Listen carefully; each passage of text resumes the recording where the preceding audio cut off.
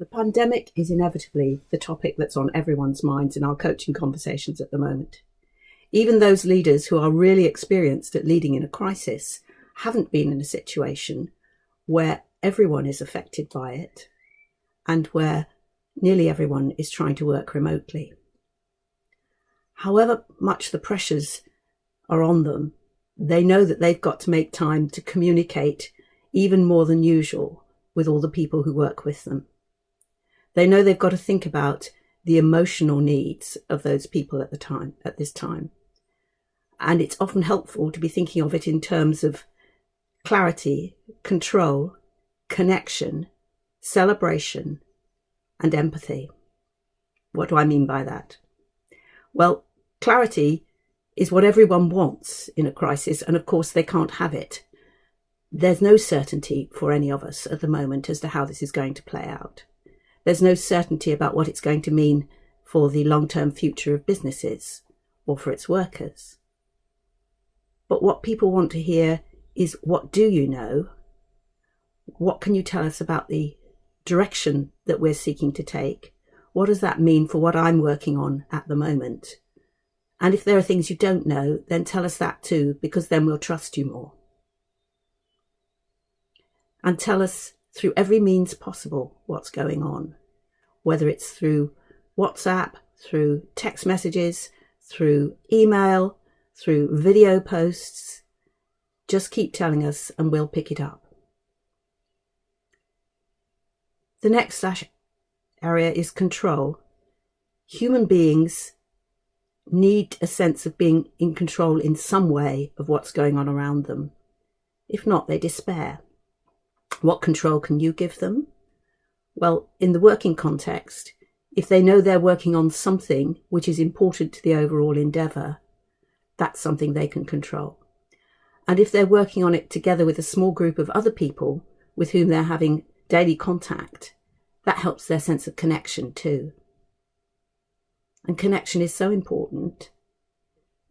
I'm not just talking about the IT here, though if the technology doesn't work, that is hugely frustrating for everyone. But I'm talking about human connection, the sense that you are part of something bigger, the sense that you can reach out to others when you're feeling isolated or afraid,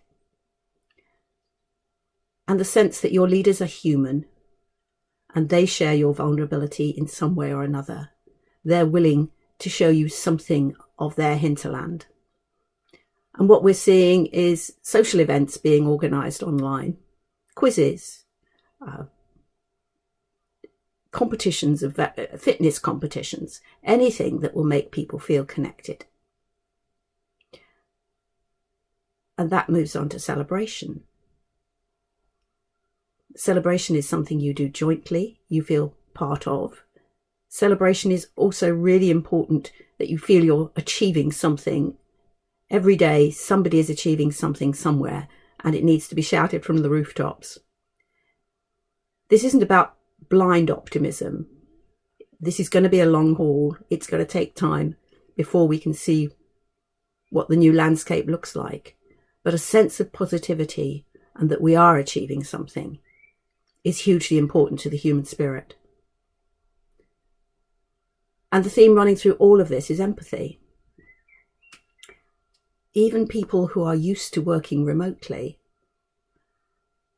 don't normally work remotely with their kids under their feet, or their partner fretting about losing their job, or they're on their own and they don't have their normal social connections. They can't go out with their friends. That puts huge stress on them. If you're able to recognise that in your leadership, to be recognising that they need time for rest and recuperation, that they can't be always online, even if it happens to suit you to have them online at a particular time.